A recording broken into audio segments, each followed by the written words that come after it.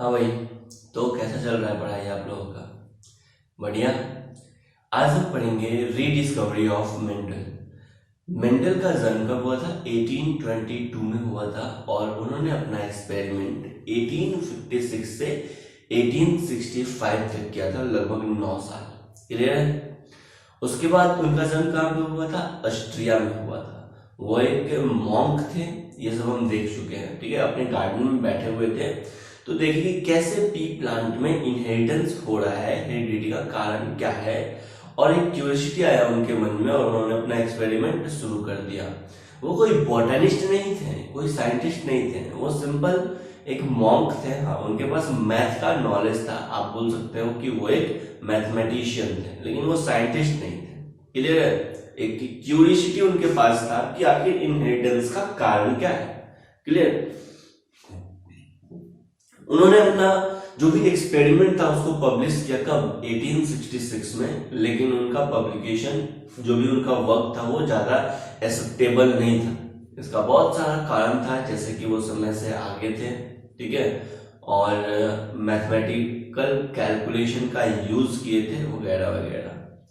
तो rediscovery of Mendel क्या है और कैसे हुआ? देखिए, 3 साइंटिस्ट थे, ह्यूगो डीवेरिच, कार्ल करेंस और ट्रेसर मार्क। क्या? ह्यूगो de Vries, Carl Correns and Tschermak. ये 3 साइंटिस्ट अलग अलग जगह पे थे। जैसे ह्यूगो डीवेरिच नीदरलैंड के थे, कार्ल करेंस जर्मनी के थे और ट्रेसर मार्क ऑस्ट्रेलिया के ही थे। ये तीनों साइंटिस्ट, ये तीनों बॉटनिस्ट थे बेसिकली। ये अपना वर्क इंडिपेंडेंटली किए। क्या? वर्क अपना इंडिपेंडेंटली किया, अपना अलग अलग जगह पे अलग अलग प्लांट पे क्या किया, अपना इंडिपेंडेंटली वर्क किए और रिजल्ट ठीक मेंडल के ही जैसा था। रिजल्ट कैसा था? मेंडल के ही जैसा था। तो इनका कहना था कि मेंडल अंकल जो बोल रहे थे 1866 में, वो सही बोल रहे थे। और सबसे खास बात है ना, ये तीनों scientist, Hugo de Vries, Carl Correns and Tschermak, ये तीनों सेम ही टाइम में काम किए, सेम ही ईयर में काम किए। अलग अलग जगह पे काम किए लेकिन सेम ईयर में काम किए, ठीक है। तो इसलिए रीडिस्कवरी ऑफ मेंडल का जो क्रेडिट है वो इन तीनों को चला जाता है, ह्यूगो de Vries, Carl Correns and tracer mark को चला जाता है। चलिए देख लेते हैं। ये तीनों साइंटिस्ट का नाम इंपॉर्टेंट है, एग्जाम में पूछा जाता है। क्लियर? पहले साइंटिस्ट थे ह्यूगो डीवेरिच। क्या? ह्यूगो डीवेरिच।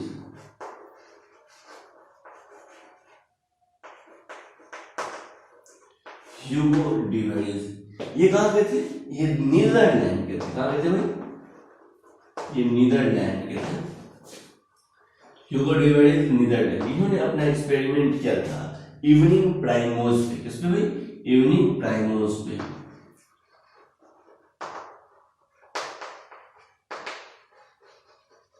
इसको 4 o'clock भी बोला जाता है। तो उस प्लांट पे इन्होंने अपना एक्सपेरिमेंट किया। नेक्स्ट है Karl करेंस।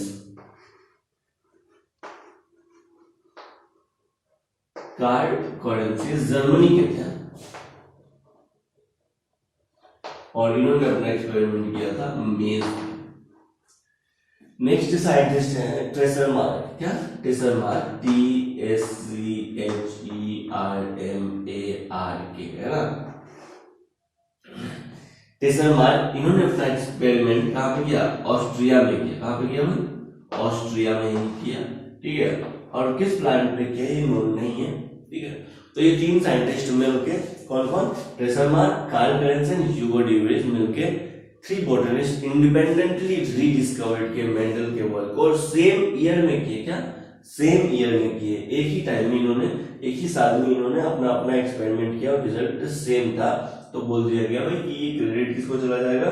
Hugo de Vries, Carl Correns and tracer mark को रीडिस्कवरी ऑफ मेंडल का।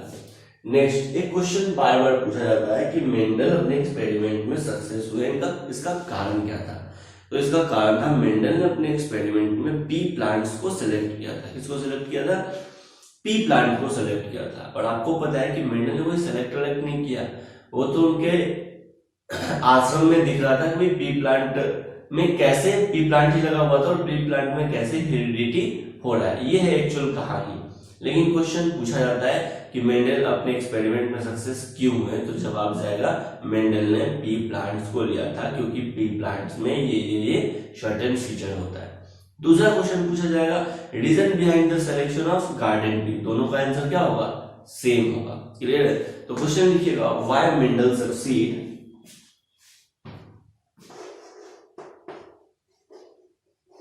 why Mendel succeed, ठीक है, और या फिर इसी का क्वेश्चन क्या, reason behind the selection of garden pea, reason behind the selection of garden pea. भाई क्या कारण था, चलिए देखते हैं। सबसे पहला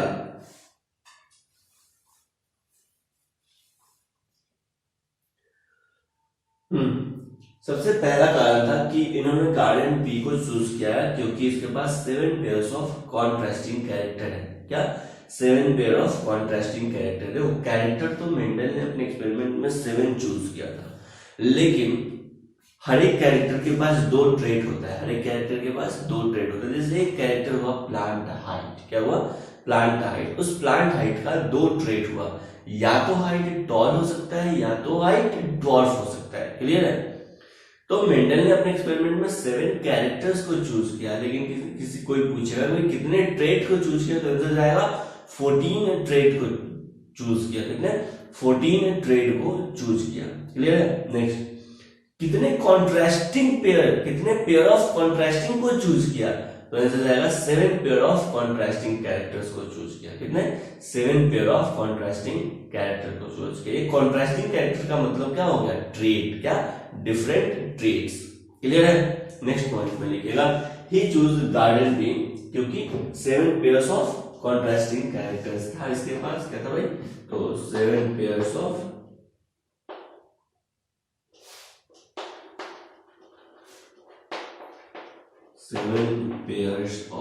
contrasting character।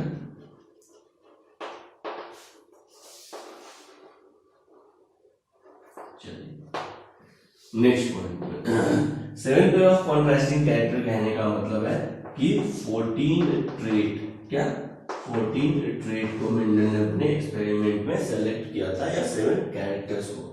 पी प्लांट का जो लाइफ साइकिल होता है वो शॉर्ट होता है, तो शॉर्ट लाइफ साइकिल, क्या, short life cycle. Short life cycle होने के कारण रिजल्ट आपको 1 ही साल के अंदर मिल जाएगा। Result obtain with in year, result obtain with in year, ये एक फायदा था। नेक्स्ट पॉइंट में क्या, पी प्लांट में नेचुरली सेल्फ पॉलिनेशन होता है। क्या पी प्लांट में नेचुरली सेल्फ पॉलिनेशन होता है, लेकिन आप इमैस्कुलेशन के हेल्प से इसमें इजीली क्रॉस पॉलिनेशन भी परफॉर्म कर सकते हैं। ये बाइसेक्सुअल फ्लावर है, तो इसमें बेनिफिट था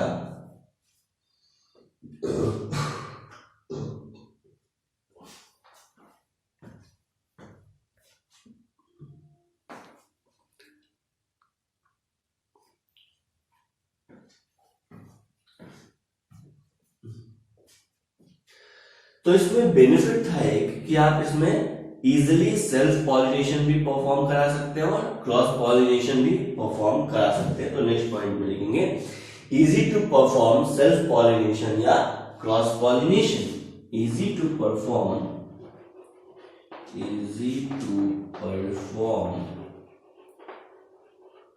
self pollination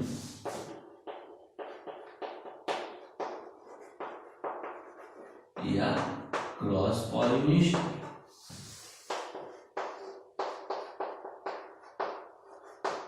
easy to perform self pollination या फिर क्रॉस पॉलिनेशन। नेक्स्ट पॉइंट में लिखिएगा बहुत सारे सीड आप एक ही जनरेशन में ऑब्टेन कर सकते हैं इससे, है ना। आपको पता है कि पी प्लांट में ना बहुत सारे सीड आते हैं एक ही जनरेशन में, सिंगल जनरेशन में बहुत सारे ऑफस्प्रिंग आते हैं। वो सीड क्या है, प्लांट का ऑफ स्प्रिंग ही तो है। नेक्स्ट पॉइंट में लिखना many seed in one generation, many seed in one generation. Next point में इजी टू ग्रो, इसको ग्रो करना क्या था, बहुत आसान था, इजी टू ग्रो। तो ये कुछ कारण है जिसके कारण मेंडल ने पी प्लांट को सेलेक्ट किया। आपको पता होना चाहिए कि नेचुरली पाइसम सटाइवम में यानी पी प्लांट में नेचुरली सेल्फ पॉलिनेशन होता है। क्या होता है, सेल्फ पॉलिनेशन होता है, लेकिन आर्टिफिशियली इमैस्कुलेशन के हेल्प से, क्या आर्टिफिशियली इमैस्कुलेशन के हेल्प से आप इसमें इजीली क्रॉस पॉलिनेशन भी परफॉर्म कर सकते हैं। क्लियर है? चलिए देखते हैं इमैस्कुलेशन क्या है।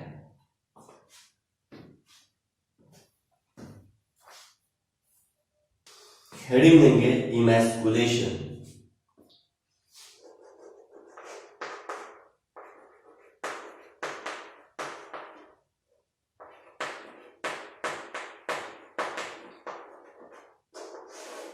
इमैस्कुलेशन, देखिए इमैस्कुलेशन में क्या होता है कि जो इमेच्योर एंथर होता है, देखो जैसे मान लो कि ये जो है ना, ये अपना फीमेल रिप्रोडक्टिव पार्ट, इसको क्या कहते हैं, फीमेल रिप्रोडक्टिव पार्ट को कार्पेल, क्या कहते हैं भाई, carpel.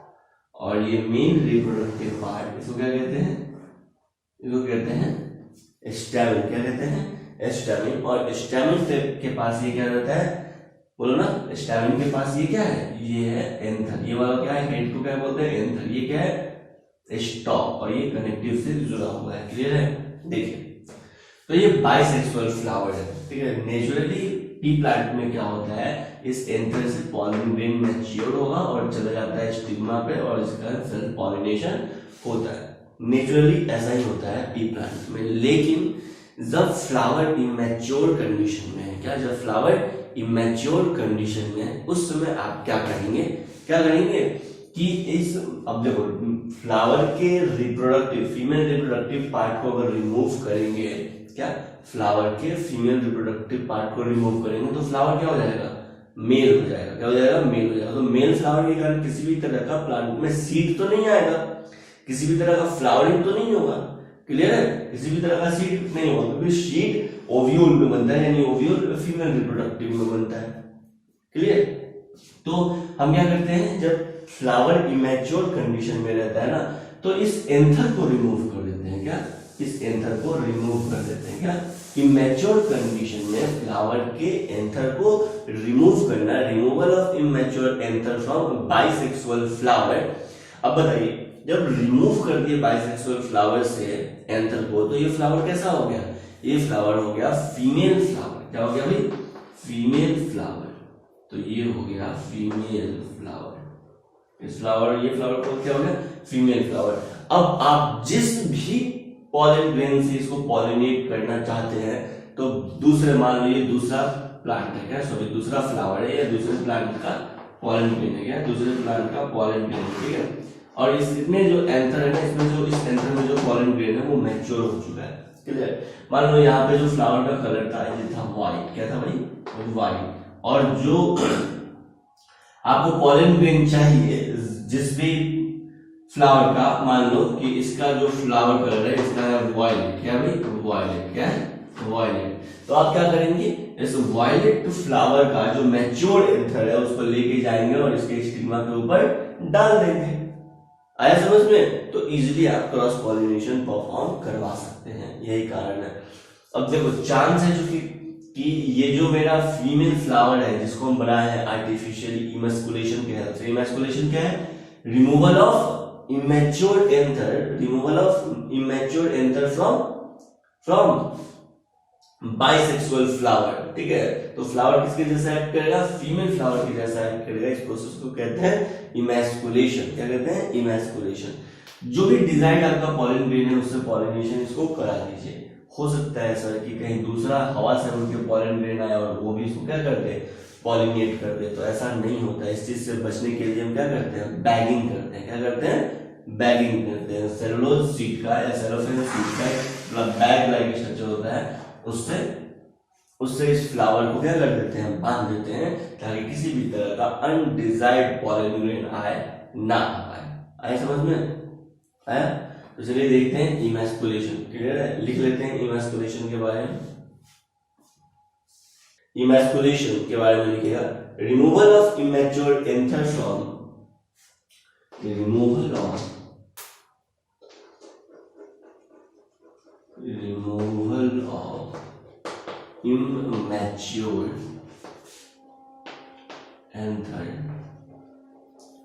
removal of immature anther from bisexual flower to those plant from bisexual flower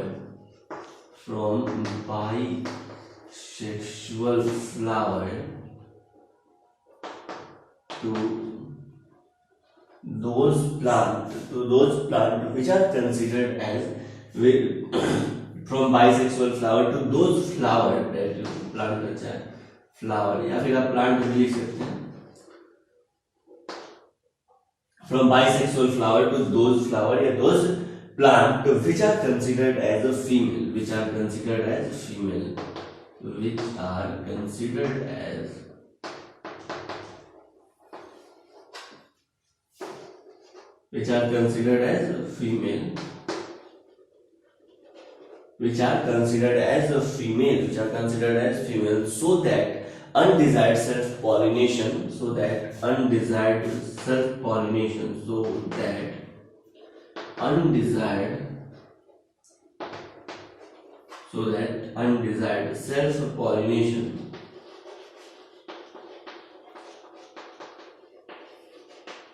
so that undesired self pollination can be prevented, called emasculation, can be prevent,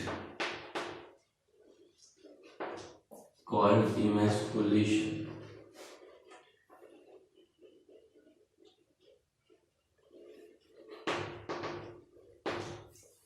next point में लिखिएगा, to prevent undesired cross pollination, to prevent undesired cross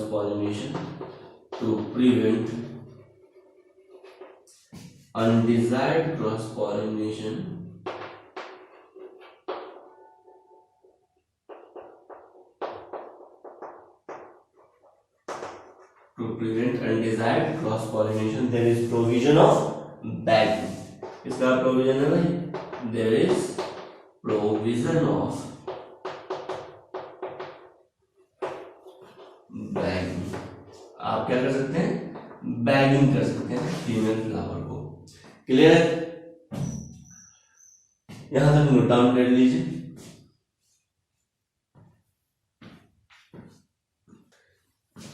next अब हम पढ़ेंगे Mendelian experiment. क्या पढ़ेंगे? Mendelian experiment.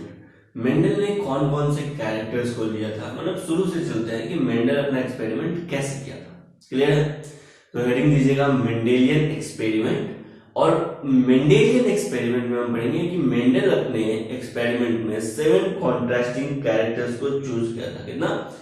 7 contrasting characters को choose किया था, या उसने 14 ट्रू ब्रीड को बनाया था। क्या? 14 ट्रू ब्रीड या 14 प्योर लाइन्स को बनाया था। ट्रू ब्रीड या प्योर लाइन्स क्या होता है भाई? अगर किसी प्लांट को आप बार बार सेल्फ पॉलिनेशन करवा रहे हैं, उसमें बार बार सेल्फिंग करवा रहे हैं और रिजल्ट आपको सेम मिल रहा है, तो वो प्लांट क्या है? प्योर ब्रीड है, या उसको कहते हैं प्योर लाइन है, उसमें किसी भी तरह का मिक्सिंग नहीं है।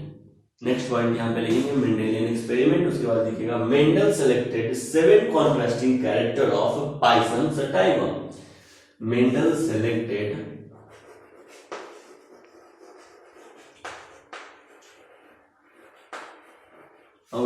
Mendel selected 7 contrasting character of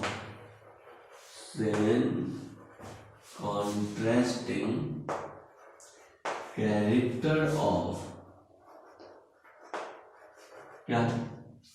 7 contrasting character of the Pisum sativum of the Pisum sativum of the Pisum sativum, या फिर आप बोल सकते हैं कि उन्होंने 14 ट्रू ब्रीड या 14 प्योर लाइंस को सेलेक्ट किया था। ही प्रिपेयर्ड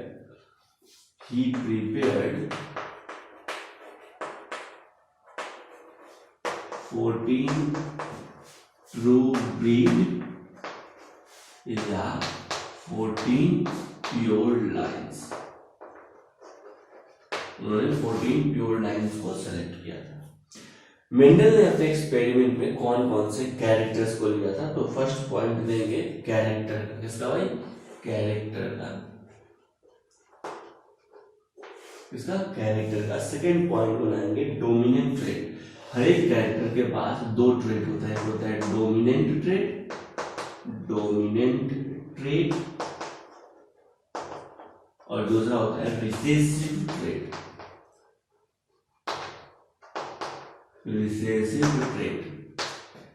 देखो मेंडल ने पी प्लांट को सेलेक्ट किया था और उस पी प्लांट का उन्होंने 14 ट्रू ब्रीड बनाया। क्या बनाया? 14 ट्रू ब्रीड बनाया। जैसे मान लो एक प्लांट है जो वॉयलेट कलर है, इसमें फ्लावर का कलर कैसा है भाई? वॉयलेट कलर का। प्लांट में वॉयलेट का फ्लावर कलर कैसा है? वॉयलेट कलर है। उस प्लांट को बार बार सेल्फ पॉलिनेशन में जाने दिया। क्या? बार बार सेल्फ पॉलिनेशन में जाने दिया और रिजल्ट अगर सेम मिलता है, यानी सिर्फ उसमें जो फ्लावरिंग हो रही है ना, सिर्फ वॉयलेट कलर वाला फ्लावरिंग हो रहा है, तो उस प्लांट को वो सेलेक्ट किया और बोला कि ये प्योर वॉयलेट प्लांट है। क्या है? प्योर वॉयलेट कलर वाला प्लांट है। जैसे उन्होंने कैरेक्टर चूज किया हाइट, और हाइट में उन्होंने चूज किया टॉल प्लांट। क्या? हाइट में उन्होंने डोमिनेंट ट्रेट को चुना, टॉल प्लांट। किसको?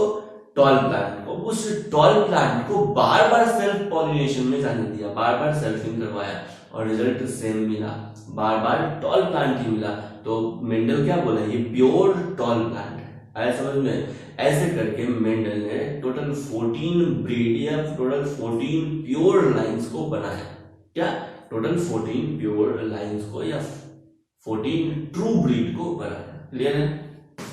चलिए, तो कैरेक्टर, डोमिनेंट ट्रेट और रिसेसिव ट्रेट, इस तरह से आप डब्बा बनाइएगा और इधर एक डब्बा चौथा बनाइएगा, इसमें होगा नंबर ऑफ क्रोमोसोम। हम देखेंगे कि पी प्लांट में 7 पेयर्स ऑफ क्रोमोसोम होता है। पी प्लांट में 7 पेयर क्रोमोसोम होता है। 7 पेयर क्रोमोसोम कहने का मतलब है 14 क्रोमोसोम। ठीक है, तो यहां पे लिखना नंबर ऑफ क्रोमोसोम।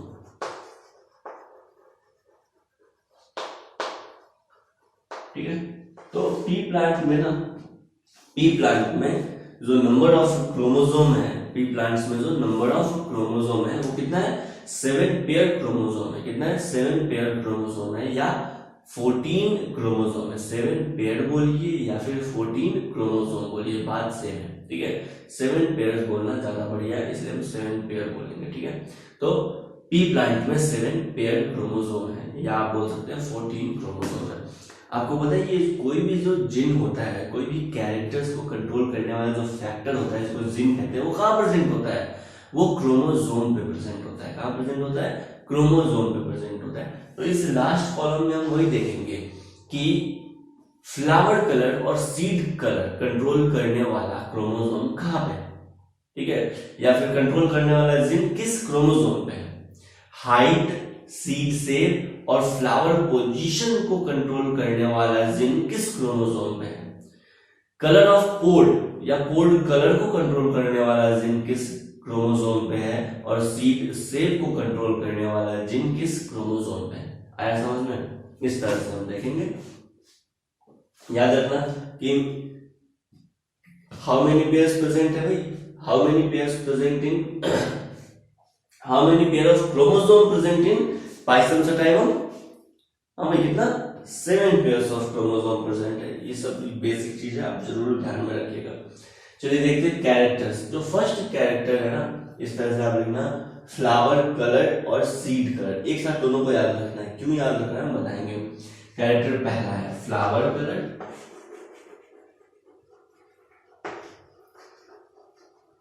और दूसरा कैरेक्टर है, बोलो ना, सीड कलर। क्या?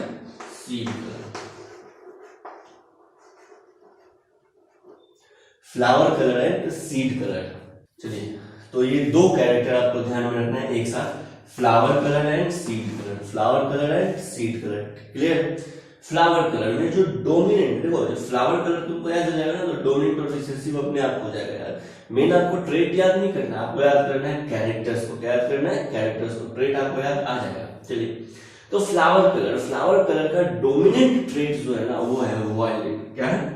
वायलेट है, वायलेट। और रिसेसिव ट्रेट क्या है? व्हाइट। क्या है? व्हाइट है। चलिए क्लियर। नेक्स्ट आते हैं सीड कलर, या इसको कहते हैं कॉटिलीडन कलर। क्या?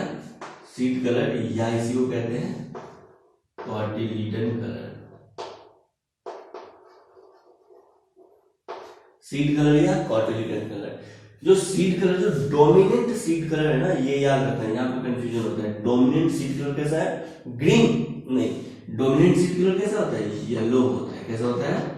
येलो होता है। बस यही में कंफ्यूजन होता है, इसलिए इसको स्टार दे देते हैं। अभी डोमिनेंट सीड कलर कैसा होता है? येलो कलर का होता है। रिसेसिव सीड कलर कैसा हो जाएगा? ग्रीन हो जाएगा। क्या हो जाएगा भाई? ग्रीन हो जाएगा। तो सीड कलर में तुम याद रखना कि डोमिनेंट सीड कलर कैसा होता है? डोमिनेंट सीड कलर कैसा होता है? येलो कलर का होता है। ठीक है, तो फर्स्ट सेकंड कैरेक्टर हम याद किए। पहला कैरेक्टर फ्लावर कलर, दूसरा character seed colour. Flower colour, seed colour. Flower colour का डोमिनेंट ट्रेट वॉयलेट और रिसेसिव क्या है? व्हाइट है। सीड कलर का डोमिनेंट क्या है? येलो है, और रिसेसिव क्या है? ग्रीन है। ठीक है, ये याद रखेंगे, टेबल एग्जाम में आपके पूछा जाता है। क्लियर है? चलिए, नंबर ऑफ क्रोमोसोम। तो ये फर्स्ट नंबर ऑफ क्रोमोसोम में प्रेजेंट होता है। और आपको पता है किसी भी कैरेक्टर्स को जो कंट्रोल करता है वो पेयर फैक्टर कंट्रोल करता है। क्या? पेयर फैक्टर कंट्रोल करता है। ठीक है, जैसे जैसे पी प्लांट में फ्लावर कलर या फिर सीड कलर को जो कंट्रोल करेगा वो पेयर क्रोमोसोम कंट्रोल करेगा। आपको पता है क्यों? क्योंकि किसी भी ऑफस्प्रिंग में दो क्रोमोसोम होता है, एक होता है मैटरनल क्रोमोसोम और एक होता है पैटर्नल क्रोमोसोम। क्लियर? ये है एक नंबर क्रोमोसोम। क्या है? एक नंबर क्रोमोसोम। ये है क्रोमोसोम नंबर 1। क्या है? Chromosome number 1। तो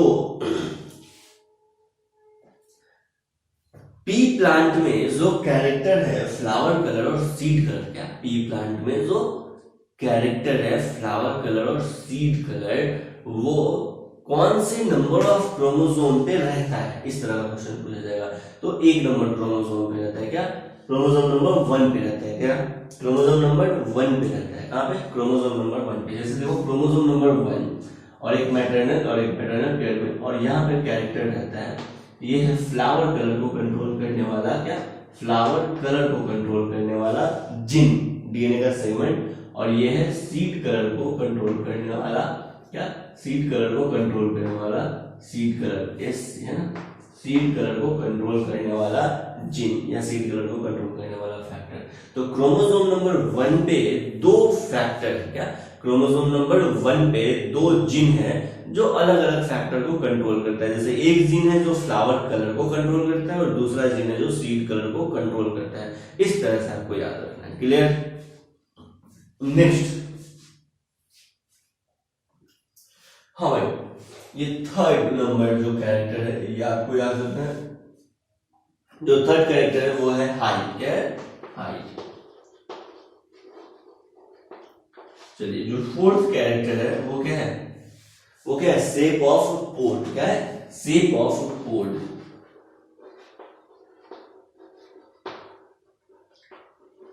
और जो फिफ्थ कैरेक्टर है वो क्या है? फिफ्थ कैरेक्टर क्या है? Position of a flower. क्या? Position of a flower. Position of flower. चलो, तो मेंडल ने अपने एक्सपेरिमेंट में 7 कैरेक्टर्स ले रहे, जिसमें से भी 5 कैरेक्टर हम देख चुके। पहला कैरेक्टर क्या है? Flower colour. दूसरा सीड कलर। तीसरा हाइट। चौथा शेप ऑफ पोर्ट। और पांचवा पोजीशन ऑफ फ्लावर। चलिए, अब हाइट के लिए जो डोमिनेंट होगा वो क्या होगा? तुमको पता है?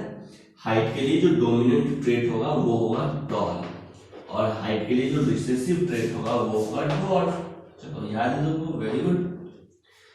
Shape of port. क्या? शेप ऑफ पोर्ट के लिए जो डोमिनेंट ट्रेट होगा वो होगा इन्फ्लेटेड। क्या होगा? इन्फ्लेटेड। और जो रिसेसिव ट्रेट होगा शेप ऑफ पोर्ट के लिए वो क्या होगा? कॉन्स्ट्रिक्टेड। कॉन्स्ट्रिक्टेड। नेक्स्ट पॉइंट पे हम आ जाते हैं, position of flower. Next character क्या है, पोजीशन ऑफ फ्लावर। तो जो डोमिनेंट होगा ना पोजीशन ऑफ फ्लावर, क्या डोमिनेंट पोजीशन ऑफ फ्लावर होगा, वो होगा एक्सियल। क्या होगा, एक्सियल, या इसको कहते हैं एक्सिलरी। क्या कहते हैं भाई, एक्सिलरी। जैसे ये है प्लांट, यहां से आया अलग अलग स्टेम या फिर लीफ, तो इस एक्सियल पोजीशन पे फ्लावर ग्रो करेगा। कहां पे ग्रो करेगा भाई, एक्सियल पोजीशन पे, यहाँ पे इस एक्सियल पोजीशन पे फ्लावर ग्रो करेगा। तो ये डोमिनेंट ट्रेट हुआ। क्या हुआ, ये डोमिनेंट ट्रेट हुआ।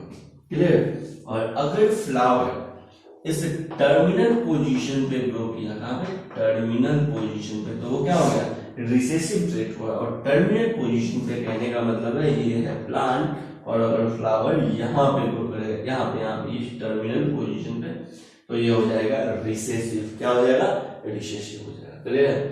चलिए, ये तीनों कैरेक्टर्स जो है ना, हाइट, शेप ऑफ पोड और पोजीशन ऑफ फ्लावर, क्या क्या क्या, height, shape of pod and position of flower. एक बार फिर से, हाइट, शेप ऑफ पोड और पोजीशन ऑफ फ्लावर, ये तीन कैरेक्टर्स जो है ना, ये क्रोमोसोम नंबर 4 पे प्रेजेंट होता है। क्या, तीन कैरेक्टर क्रोमोसोम नंबर 4 पे प्रेजेंट होता है, आपको याद रखना है। ठीक है, कौन कौन सा कैरेक्टर है, हाइट, शेप ऑफ पोड और पोजीशन ऑफ फ्लावर। ये तीन कैरेक्टर कहां प्रेजेंट होता है, क्रोमोसोम नंबर 4 पे प्रेजेंट होता है, चौथे नंबर क्रोमोसोम पे प्रेजेंट होता है। जैसे देखो, हम तुमको बना के दिखा रहे हैं, ये चौथा नंबर क्रोमोसोम, ये है 4th नंबर क्रोमोसोम,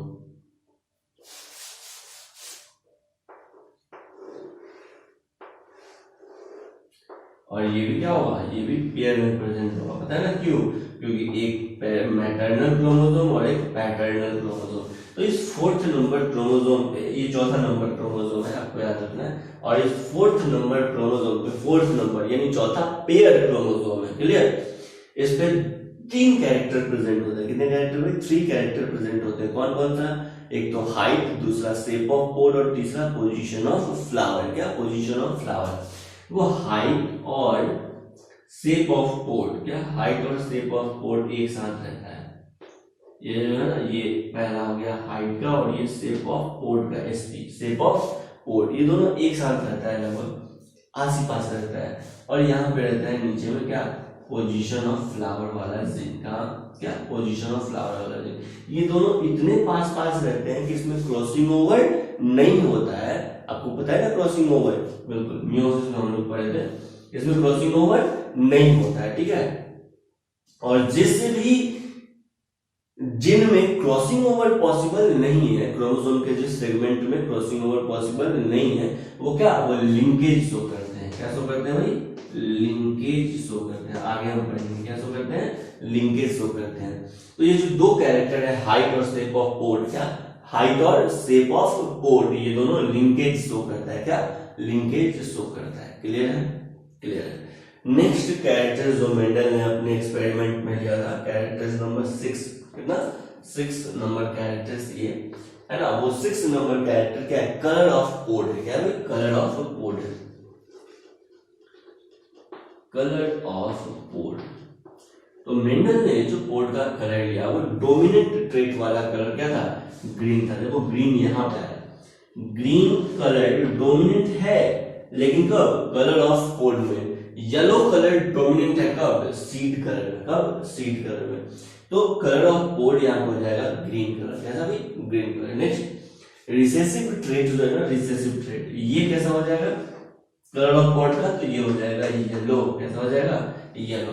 सर ये कौन से क्रोमोसोम पे प्रेजेंट होता है, बिल्कुल, तो ये 5th नंबर क्रोमोसोम पे प्रेजेंट होता है। ये 5th नंबर क्रोमोसोम, और ये 5th नंबर क्रोमोसोम का मैटरनल, और ये हो गया पैटर्नल क्रोमोसोम। और इस 5th नंबर क्रोमोसोम पे प्रेजेंट होता है कलर ऑफ पोड का जिन। क्या, कलर ऑफ पोड का जिन। ये कितना नंबर क्रोमोसोम है, 5th नंबर क्रोमोसोम, और इसमें प्रेजेंट होता है कलर ऑफ पोड का जिन।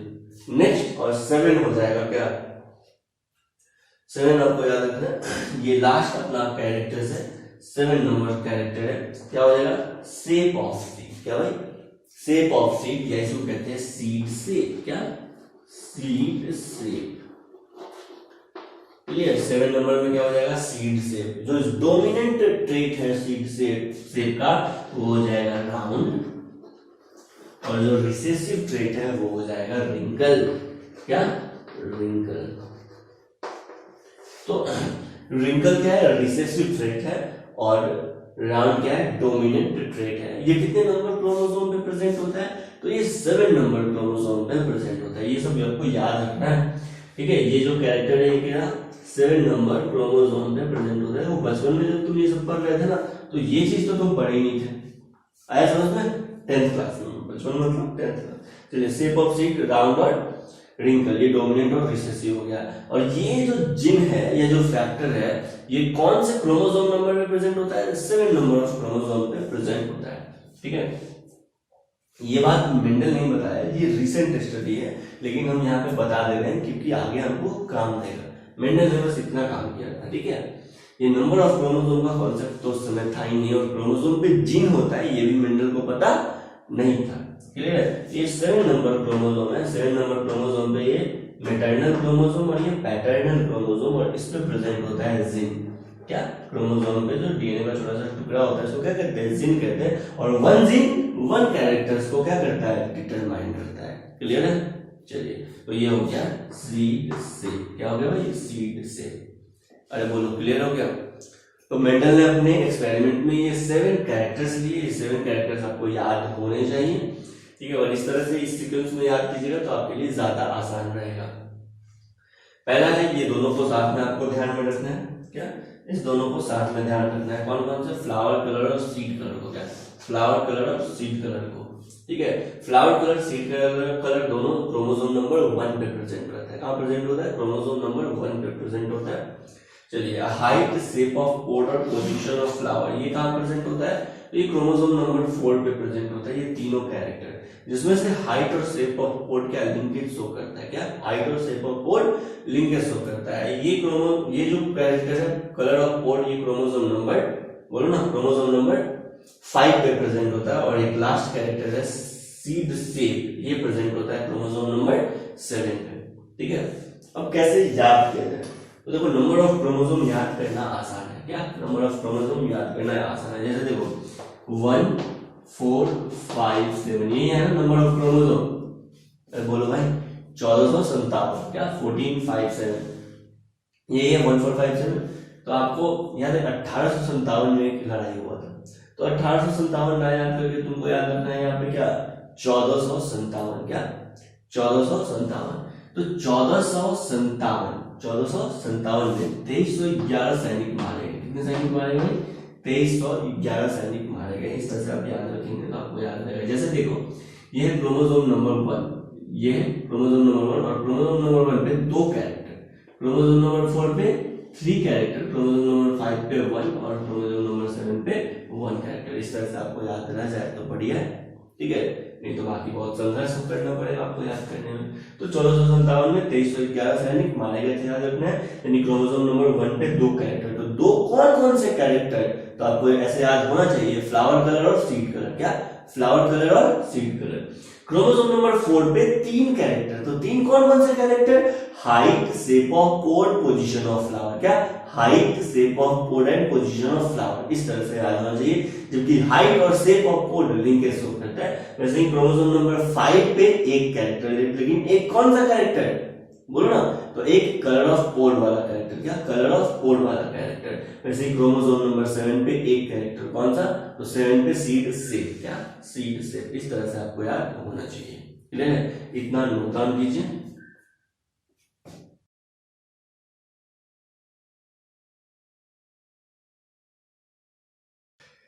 चलिए, नेक्स्ट अब अपना है कि मेंडल का जो वर्क है, मेंडेलियन वर्क अभी हम देखेंगे। तो उस मेंडेलियन वर्क में 3 फंडामेंटल स्टेप है। क्या भाई?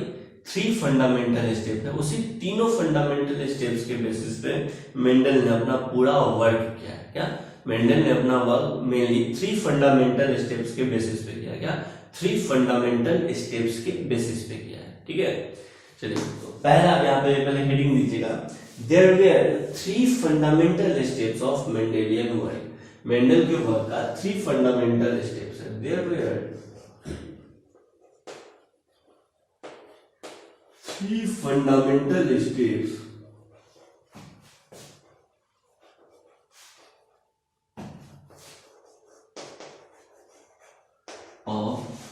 Mendelian work.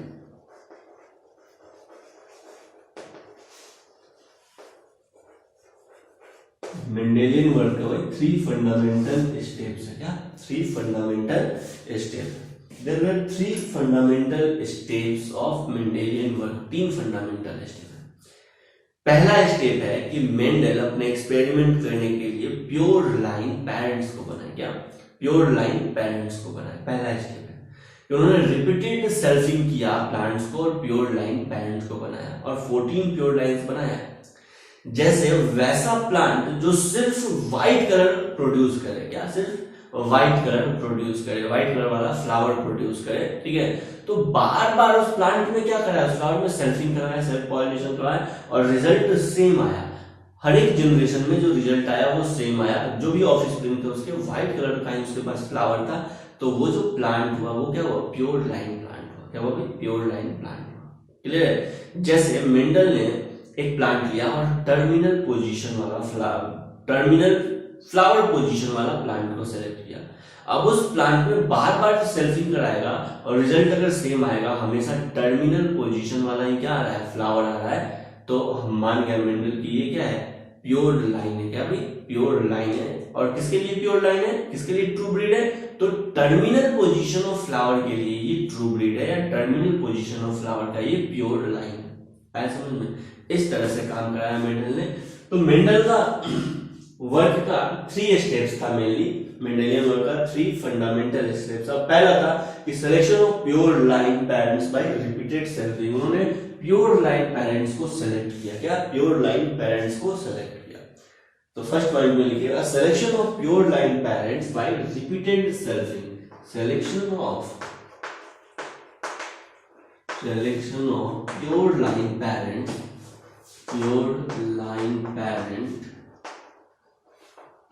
by repeated selfing। Selection of pure line parents by repeated selfing। Selection of pure line parents by repeated selfing। तो उन्होंने प्योर लाइन पेरेंट्स को सेलेक्ट किया रिपीटेड सेल्फिंग करवा के। क्लियर है। नेक्स्ट पॉइंट में, अब वो जो प्योर लाइन बना ना, क्या प्योर लाइन बना, प्योर लाइन पेरेंट बना, उसको क्रॉस पॉलिनेशन कराया। क्या क्रॉस पॉलिनेशन यानी क्रॉस हाइब्रिडाइजेशन कराया। प्योर लाइन पेरेंट्स के बीच में क्रॉस हाइब्रिडाइजेशन कराया। क्या प्योर लाइन पेरेंट्स के बीच में क्रॉस हाइब्रिडाइजेशन कराया और क्रॉस हाइब्रिडाइजेशन से वो F1 जनरेशन को ऑब्टेन किए। इसको F1 जनरेशन को ऑब्टेन किए। देखेंगे ये सब वर्ड। तो नेक्स्ट पॉइंट में लिखिएगा क्या, cross hybridization between the pure line parents, cross hybridization between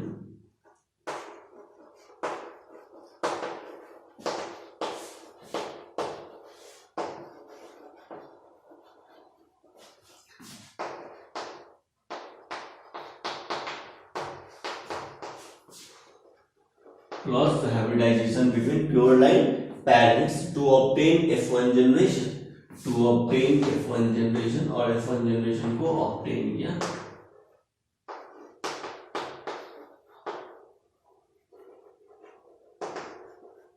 next point में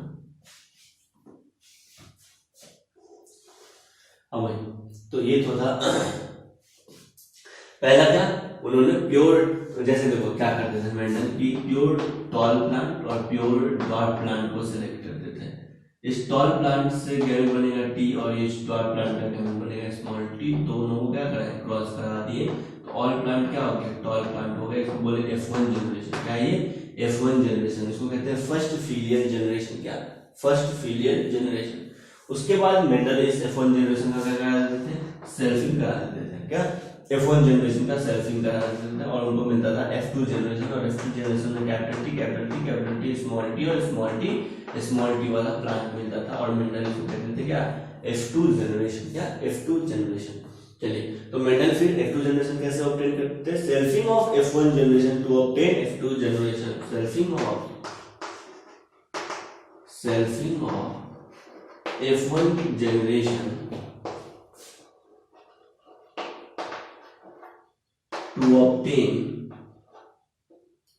to obtain selfing of F1 generation to obtain F2 generation। To obtain F2 generation. Clear है? तो मेंडल ने selfing कराया।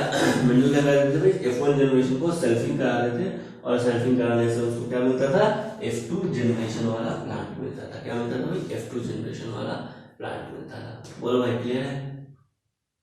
Clear है। Next अब हम देखेंगे Mendelian experiment. तो ये मेंडल का जो बेसिक वर्क था, क्या मेंडल का ये बेसिक फंडामेंटल स्टेप था वर्क का। पहला स्टेप क्या है, तो वो प्योर लाइन पैरेंट को सिलेक्ट करते थे। दूसरा, प्योर लाइन पैरेंट्स का क्रॉस हाइब्रिडाइजेशन करा देते थे, F1 जनरेशन बन जाता था। F1 जनरेशन में रिपीट सेल्फिंग करा देते थे, तो क्या F2 जनरेशन बन गया। क्या बन गया, F2 जनरेशन बन गया। यहां तक नोट डाउन कर लीजिए।